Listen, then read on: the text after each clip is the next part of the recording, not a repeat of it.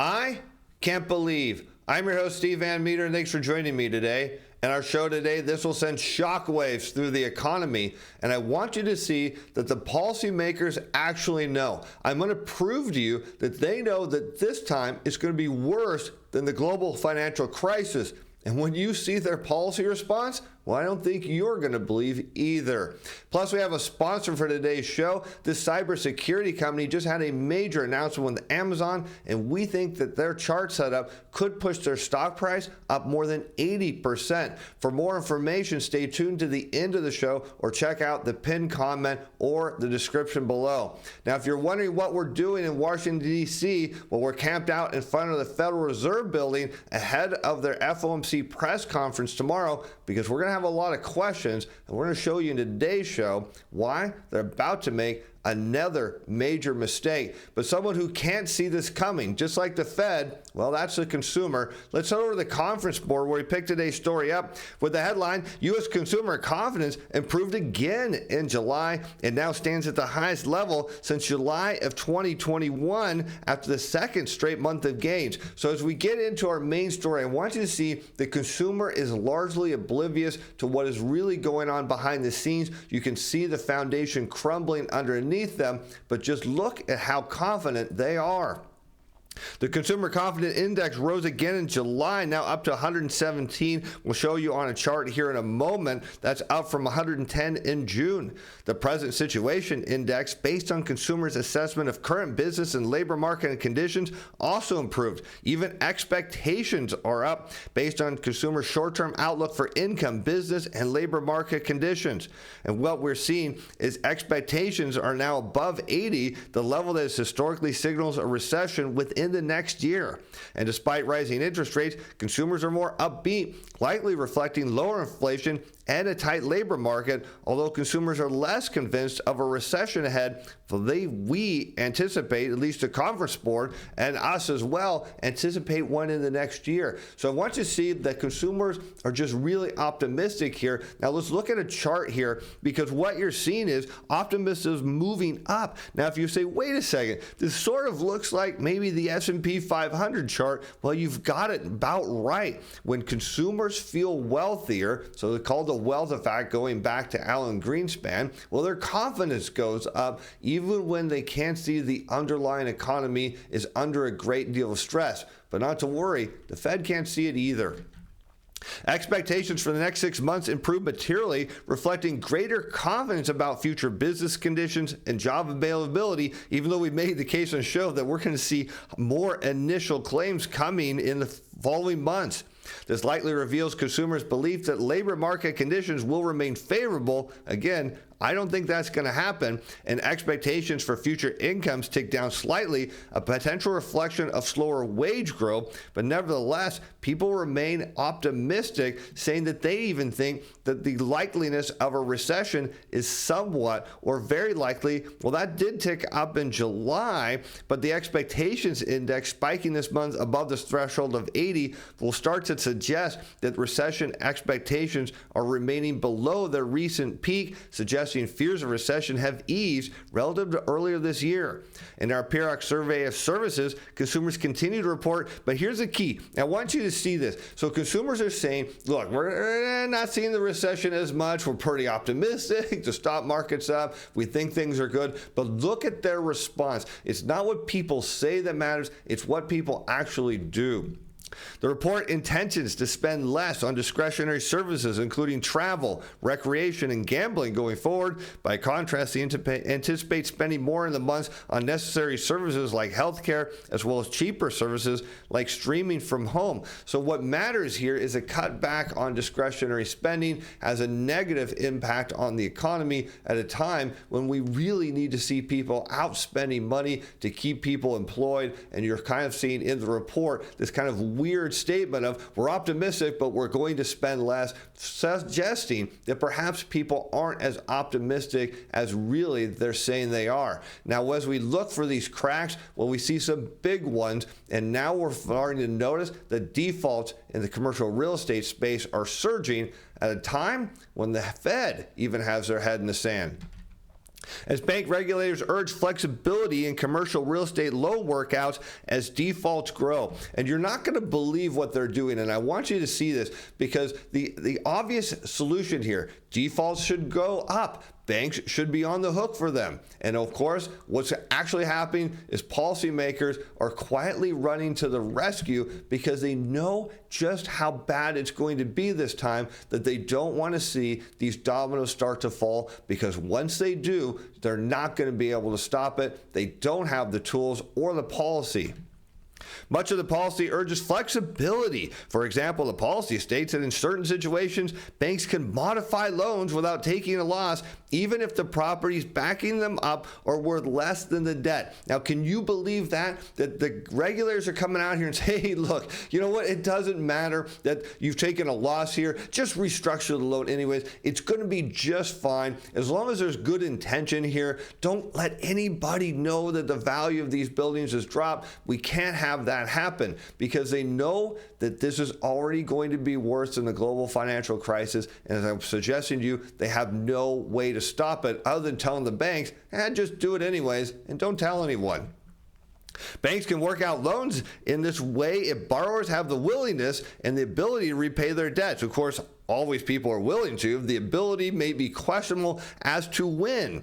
Regulators are encouraging financial institutions to work prudently with borrowers who are or may be unable to meet their contractual payment obligations during periods of financial stress, which happens to be right now. And that's what's really crazy about this. We're seeing this policy come out at a time when there's issues in the commercial real estate space. But if you look around at the consumer, what do you not see? Financial stress. Of course, we know the yield curve tells us there's a whole bunch of it. Many loans have already begun to run into trouble because they were made when interest rates were at historic lows. Refinancing them is difficult given the increase in interest rates last year and the tightening of lending standards at many banks. Of course, we've shown that being a big issue. It's not about rate. It's not about the economy. It's about lending standards being tight at a time when you have $1 trillion plus of loans coming due over the next couple of years.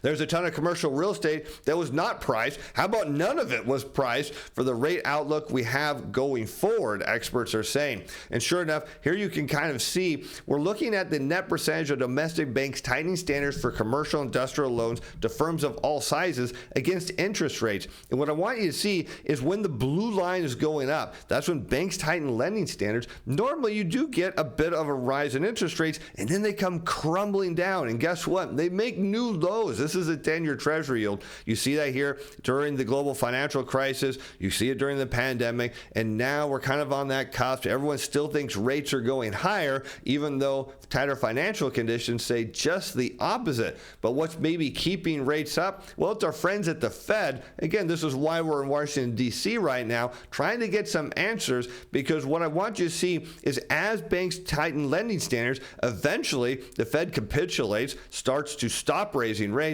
and then lowers them to ease the stress on the financial system. And you can see they did that, going into the dot-com bubble. You can see that going into the global financial crisis. You see that ahead of the pandemic, but they're not doing it now, suggesting the Fed's going to make this worse. It's as if they want to see the system break. Instead, they're just saying, hey, look, just go out there and fudge some stuff around with the loans a little bit. As long as they intend to pay, we don't care what you do. And I struggle with that in a big way.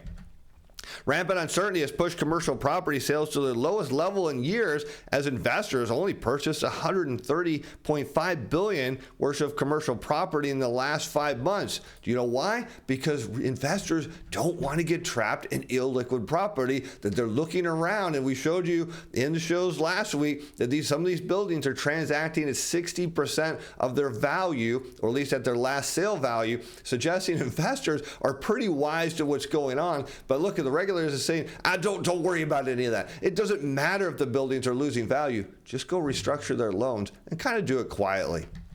But others in the real estate industry say they doubt the policy will have much impact, which I agree with, given the size of the approaching wave of loan maturities, because the banks won't be able to handle all of these loan modifications, and eventually someone's not going to pay. Also, some critics of the policy warn it could prove to be a drag on the economy if banks wind up extending billions of dollars worth of doomed loans rather than dealing with the problem now. Basically, what you have is a decaying asset. If it's decaying, it's a hot potato, and you should get rid of it as fast as possible. That's the case we're making of why investors aren't touching this, because check out what happened today. Cerebus and Highgate missed payments on $415 million in hotel mortgages. Cerebus and Highgate have requested an extension of their floating rate loan. That's a huge problem with higher interest rates, again making the case of why the Fed will eventually go to zero. Borrowers stated they do not have enough funds to cover the shortage and the regular monthly debt service. No surprise there. But as we've been making the case that at some point during the next recession, there's going to be a big push for people to go back in the office to work. I know many people are saying, "I'll never happen, I'll retire, I'll quit, I'll never do that." I want to make the case of why it's going to have detrimental effects on the economy if all this commercial real estate is not only valued at lower levels, but it sits empty. Commercial real estate expert calls vacant office space staggering, warns we've never gone through something as tumultuous as this, and check out why. In addition, he says, what will happen is when real estate values go down, we'll get this: 70% of all revenue in cities in America today comes from real estate. So all of a sudden, you start lowering and putting these buildings into foreclosure, the financial spigot stops. All of a sudden, the tax revenues go down. Well, what happens if you talk about firemen, policemen, and teachers in Main Street USA? And at the end of the day, we've never gone through something as tumultuous as this. We have to be very, very cautious that we don't tip over the building that we think is really stable. And of course, you write down these buildings, the tax base lowers, and all of a sudden you see governments cannot actually sustain their local staffing in the counties and cities, and it's a huge, huge problem. And of course, what is the Fed going to do about this? Well, we kind of already know.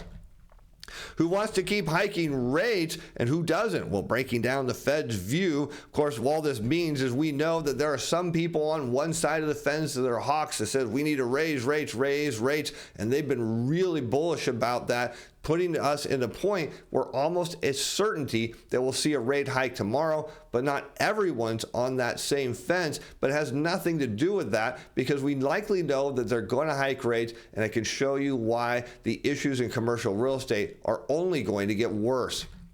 The increasing split between them is clouding the outlook for rates and threatens the unity Fed Chair Jerome Powell has maintained during his tenure, which could turn to undermine the central bank's credibility on inflation and communications with investors and the public. Well, the question only is, what credibility does he have? They haven't been able to bring down inflation. They've already caused a small banking crisis, and they're about to make it worse, because as long as the Fed does not get the reaction they want out of the markets, of course, we see stocks pressing towards new highs. That doesn't make the Fed happy. You see inflation not coming down at the rate they want, suggesting that nothing that they're doing is working. They can't even get the long end of the yield curve to go higher. So what is the actual problem they're going to create? Well, more defaults.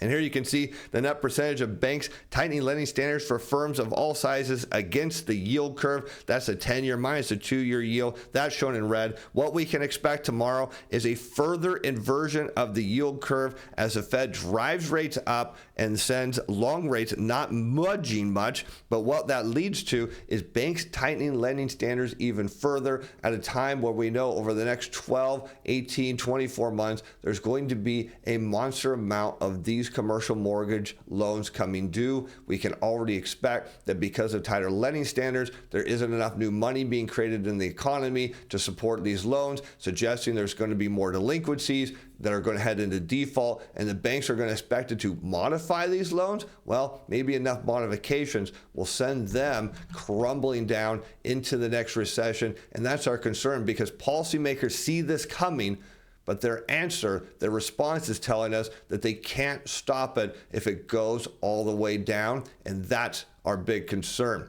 But one thing we are bullish is on our sponsor for today's show, and that is Tigo Cyber, who's trying to reduce the noise out there in the security space. And let's take a look. They're trading under the symbol on the OTC, TGCB. Again, link in the description below and as a pinned comment. Let's show you what's going on with this company. They just had a major announcement with Amazon, and I want you to see why we've got a chart set up that could be an 80+% return.